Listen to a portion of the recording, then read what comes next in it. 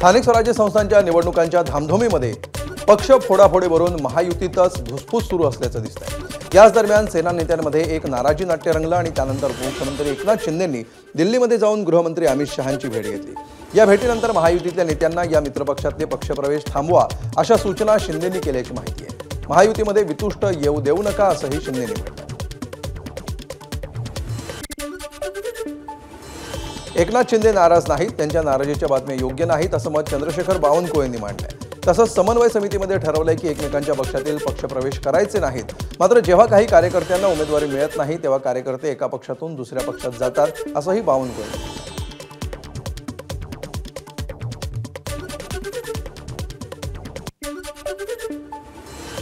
यांनी परवाच मी भेट घेतली होती। कुठलाही नाराजीचा सूर नाही आहे, त्यामुळं हा कपोलकल्पित या ठिकाणी बातमी केलेली आहे की एकनाथजी नाराज आहे। जसं विधानसभेमध्ये लोकसभेमध्ये महायुतीमध्ये महाराष्ट्र 51% मतांनी आम्ही जिंकला, तसा 2/3 बहुमताने महाराष्ट्र जिंकायला पाहिजे आणि आमची महायुती ही प्रचंड मजबूत राहिली पाहिजे आणि देवेंद्र फडणवीसजीच्या विकसित महाराष्ट्राच्या संकल्पाला मजबूतीने आपण समोर गेलं पाहिजे। एकनाथ शिंदेची ही भूमिका आहे। एकनाथ शिंदेंच्या दिल्लीवारीवरून शिंदेंच्या शिवसेनेचे मंत्री भरत गोगावले यांनी प्रतिक्रिया दिली आहे। पक्षप्रवेशाचा जो काही प्रकार झालाय तो विषय आम्ही संपवलाय, आम्ही भाजपचे उमेदवार फोडणार नाही, भाजप आमचे उमेदवार फोडणार नाही अशी चर्चा झाल्याचं गोगावले यांनी म्हटलं। साहेबांनी सांगितलं ऑल महाराष्ट्र एक कल्याण डोंबिवलीत आपल्याला घ्यायचे आहे, सगळ्या महाराष्ट्रामध्ये भाजपचं आपण नाही घ्यायचे, आपण भाजपने आपले नाही घ्यायचे अशा प्रकारचं ठरलं आणि त्या अनुषंगाने परवा तो विषय मिटलेला आहे। आता त्यातली काय बाब राहिलेली नाही। तर एकनाथ शिंदेंनी दिल्लीत जाऊन अमित शहांची भेट घेतली। या भेटीवरून एकनाथ शिंदेंना उद्धव ठाकरेंनी खोचक टोला लगावलाय।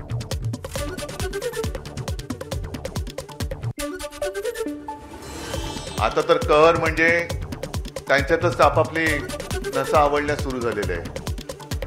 आजच पेपरमध्ये पाहिलं असाल तुम्ही, एक कोणतरी गेले बाबा मला मारलं म्हणून दिल्लीला। ही लाचारी जी आहे ना, ही लाचारी का, तर तेच चांगलं जर काही चांगलं शिक्षक मिळालं असतं त्या वयामध्ये तरी परिस्थिती आली नसती। उपमुख्यमंत्री एकनाथ शिंदेंच्या नाराजीनंतरही केंद्रीय नेतृत्व भाजप प्रदेशच्या पाठीशी असल्याची सूत्रांची माहिती आहे।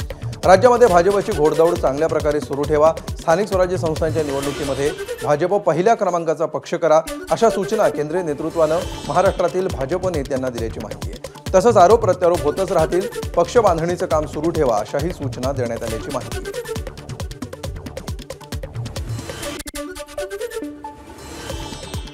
सुनील केदार यांच्या संदर्भात काँग्रेस श्रेष्ठींची सध्या वेट अँड वॉचची भूमिका असल्याची माहिती मिळते आहे। नागपूरमध्ये अनेक स्थानिक पदाधिकारी केदारांची तक्रार करत असले तरी सुद्धा निवडणुकीसाठी उमेदवार ठरवण्यापासून रणनीती निश्चित करण्यापर्यंतची मोकळीक केदार यांना दिली जाईल असं काँग्रेस श्रेष्ठींचं सध्याचं धोरण असल्याची माहिती आहे। सुनील केदार पक्षाच्या पदाधिकाऱ्यांशी समन्वय साधत नाहीत आणि तक्रारी असूनही कार्यकर्त्यांशी संवाद साधत नाहीत, तरीही पक्षानं सध्या या सगळ्याकडे कानाडोळा केल्याचं काँग्रेस कार्यकर्त्यांचं म्हणणं आहे। दरम्यान नाराजी संदर्भात काँग्रेस आमदार सुनील केदार यांनी बोलण्यास नकार दिलाय। तसंच गेल्या काही दिवसांमध्ये नागपूर ग्रामीण काँग्रेसमध्ये प्रचंड गटबाजी सुरू आहे। एका आठवड्यामध्ये 200च्या वर काँग्रेस पदाधिकाऱ्यांनी सुनील केदार यांच्या कार्यशैलीवर प्रश्न उपस्थित करत पक्षाच्या सदस्यपदाचा राजीनामा दिला। या संदर्भात सुनील केदार यांना विचारलं असता त्यांनी पक्षांतर्गत या गटबाजीवर मौन बाळगणंच पसंत केलं। प्रथम काँग्रेसचे ज्येष्ठ नेते सुनील केदार भाऊ, एक विषय बंडखोरांना कशा प्रकारे तुम्ही शांत कराल? काही ठिकाणी बंडखोर झाले तर शांत करण्याचा एक प्रयत्न काँग्रेसकडनं कशा प्रकारे? तर तुम्ही ज्येष्ठ नेते म्हणून मी घेतो त्यांचं तुमचं पण ना, काही पक्ष सोडून जातं त्याबद्दल काही बरं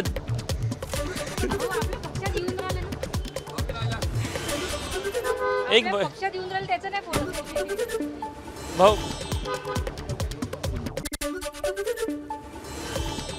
दरम्यान माजी मंत्री सुनील केदार यांनी राहुल गांधी आणि मल्लिकार्जुन खरगे यांच्याकडे तक्रार केल्याचं समजतंय। स्थानिक स्वराज्य संस्थांमधलं जागा वाटप आणि उमेदवारी संबंधी त्यांनी तक्रार केल्याची माहिती आहे। माजी महासचिव मुजीब पठाण यांनी केदारांची तक्रार केली होती।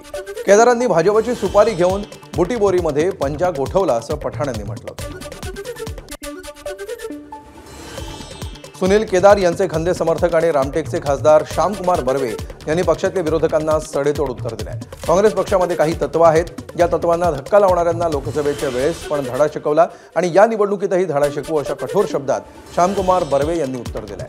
तसंच काही निष्ठावंत पदाधिकाऱ्यांची नाराजी आहे, त्यांनी राजीनामे दिले, त्यामुळे त्यांच्या घरी जाऊ, त्यांची समजूत काढू आणि परत पक्षात घेऊ असं देखील श्यामकुमार बर्वेंनी म्हटलं. की आमच्या पक्षामध्ये काही तत्व असे आहे की जे आम्हाला डिस्टर्ब करण्याकरता निरंतर लोकसभेपासून आपण बघितलं असेल ते काम करत असतात. त्यांचे काम त्यांनी करावं, आम्ही आमचे काम करत आहोत. जी एक फळी असते सर्व पक्षामध्ये पॉझिटिव्ह आणि निगेटिव्ह, तर निगेटिव्ह फळी आहे, त्यांना काँग्रेस विजय झाला नाही पाहिजे, काहीतरी सुपारी घेऊन काम करणारे लोक असतात सर्व पक्षामध्ये. तसेच आमचा जे प्रकार आहे त्यांना आम्ही निपटू, ज्या पद्धतीने निपटायच्या लोकसभेमध्ये आपण बघितलं असेल कशा प्रकारे आम्ही त्यांना निपटवलेलं आहे, आताही पुन्हा निपटू. सोलापूरच्या अक्कलकोट नगर परिषदेतील काँग्रेस आणि शिवसेनेचे 40 उमेदवार चक्क सहलीला गेले. अक्कलकोटमध्ये यावेळी तिहेरी लढत आहे. काँग्रेस विरुद्ध शिंदेची शिवसेना विरुद्ध भाजप असा सामना होतोय. मात्र उमेदवार फुटू नयेत यासाठी काँग्रेस आणि शिवसेनेनं आपापल्या उमेदवारांना सहलीला नेलंय. दरम्यान अर्ज मागे घेताना उमेदवार स्वतः हजर असेल तरच त्याचा अर्ज मागे घ्या असं पत्र काँग्रेस तालुकाध्यक्षांनी निवडणूक निर्णय अधिकाऱ्यांना लिहिलंय. अक्कलकोट नगर परिषदेतील काँग्रेसचे नगरसेवक पदाचे उमेदवार सहलीला गेल्याचं तालुकाध्यक्षांनी मान्य केलंय.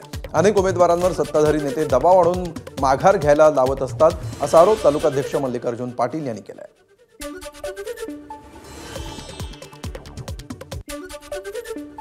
अक्कलकोट नगरपालिकेच्या सार्वत्रिक इलेक्शनमध्ये सत्ताधारी भाजपवाल्यांनी गेल्या 4 वर्षापासून लोकांना कोंडीत पकडायचं, त्यांच्यावर दबाव आणायचं हे तंत्र जे चालवलं होतं ते ह्या इलेक्शनमध्ये देखील त्यांचा वापर चालू आहे.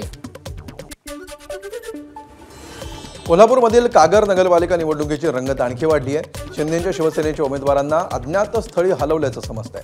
कोणत्याही उमेदवारांना अर्ज मागे घेऊ नये यासाठी सावध पावलं उचलण्यात येत आहेत. जळगावच्या जामनेर महापालिकेच्या नगराध्यक्षपदी मंत्री गिरीश महाजन यांच्या पत्नी साधना महाजन बिनविरोध निवडून आल्या. त्यांच्या विरोधात असलेल्या शरद पवारांच्या राष्ट्रवादीच्या प्रतिभा झालते आणि काँग्रेसच्या रुपाली ललवाणी यांनी उमेदवारी मागे घेतली. त्यामुळे साधना महाजन यांचा नगराध्यक्षपदाचा मार्ग मोकळा झाला. आनंद आहे, पण जामनेर शहरातील लोकांचे मी मनापासून आभार मानते. त्यांनी आम्हाला परत संधी दिली. आमचे नेते देवेंद्रजी फडणवीस, गिरीशजी महाजन यांनी मला परत संधी दिली, त्यांचेही आभार मानते. सर्व कार्यकर्ते ज्यांनी बिनविरोध करून दिलं त्यांचेही आभार मानते. मुख्यमंत्री देवेंद्र फडणवीसांचे मामे भाऊ आल्हाद कलोती यांची चिखलदरा नगरपालिकेतून बिनविरोध नगरसेवकपदी निवड झाली. प्रभाग क्रमांक 10 मधून त्यांनी उमेदवारी दाखल केली होती. प्रतिस्पर्धीने उमेदवारी मागे घेतल्यामुळे आल्हाद कलोती बिनविरोध निवडून आले.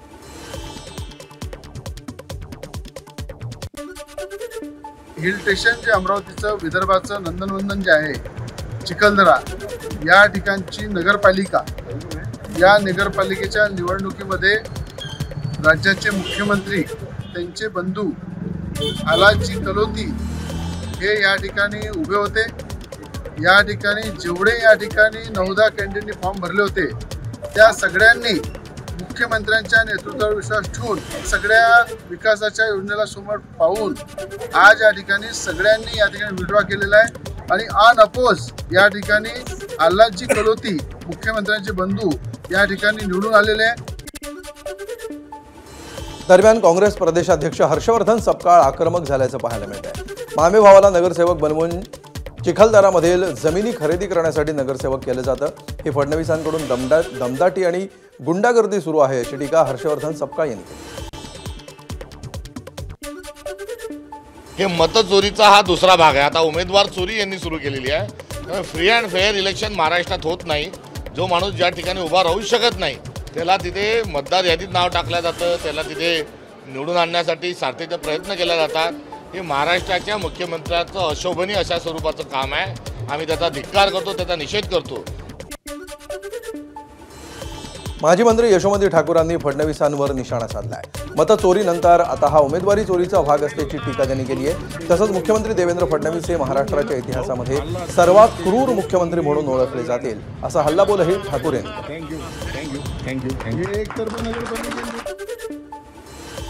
पूर्ण लक्ष तिथल्या जमिनीवर आहे आणि ते लोक तिथे पूर्णपणे दुरुपयोग करून स्वतःचा जो काही आघात करायचा आहे तो आघात करताय।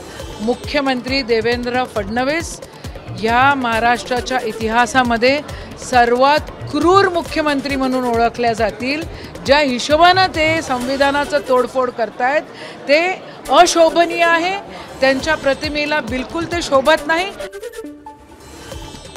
शिवसेना नेते शहाजी बाबू पाटील यांनी मुख्यमंत्र्यांवर टीका केली आहे। लोकसभेला मृत्यूच्या दारात असताना आम्ही भाजपच्या उमेदवाराला 15,000चं मताधिक्य दिलं, याचं फळ म्हणून मला सांगोल्यामध्ये एकटं पाडलं का? सांगोल्यामध्ये काय चाललंय हे मुख्यमंत्र्यांना समजत नाही, हेच माझं दुःख आहे, अशा भावना सांगोल्याचे शिवसेनेचे माजी आमदार शहाजी बाबू पाटील यांनी बोलून दाखवल्या। फडणवीस साहेबांनी विचार करायला पाहिजे। माझं दुःखच ते इथं असं घडत होतं ते त्यांना का कळत नाही का? आणि मी त्यांचा कुठला शब्द मोडला हे त्यांनी सांगावं। 15,000 लीड आहे माझ्या तालुक्यात। काल किती मोहिते पाटील घराण्यातला उमेदवार होता, बिकट परिस्थिती होती, आणि मी जर निवडणूक खासदारकी सोडून ऑपरेशन केलं असतं तर माझा असा बिकट कॅन्सर आजार गेला ना। शहाजी बापूंनी केलेल्या आरोपांनंतर भाजप आमदार प्रवीण दरेकर यांनी प्रतिक्रिया दिली आहे। विषय संपलेला आहे, उगाच आगीत तेल टाकून भडका करू नये असं दरेकरांनी म्हटलं। नाही, मला वाटतं आता आमचा विषय त्या ठिकाणी संपलेला आहे। कोणी त्या ठिकाणी आता आमच्या वक्तव्यांमध्ये आगीत तेल घालून भडका उडवून देऊ नये।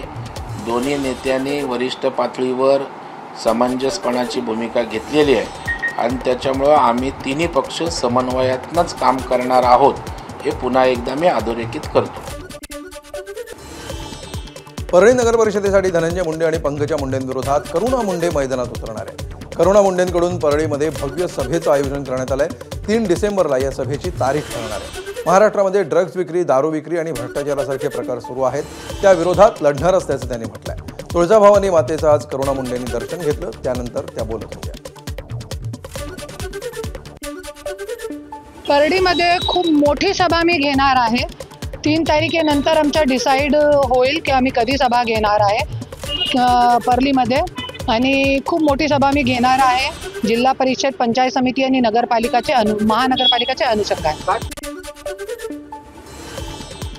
मनी लॉन्ड्रिंग प्रकरणी जामिनावर सुटलेले माजी मंत्री नवाब मलिक यांच्याकडे मुंबई महापालिका निवडणुकीची जबाबदारी देण्याचा निर्णय अजित पवारांच्या राष्ट्रवादीने घेतलाय। या निर्णयाला संस्कृती कार्यमंत्री आशिष शेलार यांनी विरोध केलाय। मलिक यांच्यावरील आरोप गंभीर असल्यामुळे अजित पवार गटाशी मुंबईमध्ये युती करायची की नाही याचा निर्णय घ्यावा लागेल असं शेलार यांनी म्हटलंय। मलिक यांच्यासोबत आम्ही जुळवून घेऊ शकत नाही असा इशारा शेलार यांनी दिलाय। शेलार यांच्या भूमिकेमुळे महाविकास आघाडी पाठोपाठ महायुतीमध्ये सुद्धा फुटीची शक्यता निर्माण झाली आहे।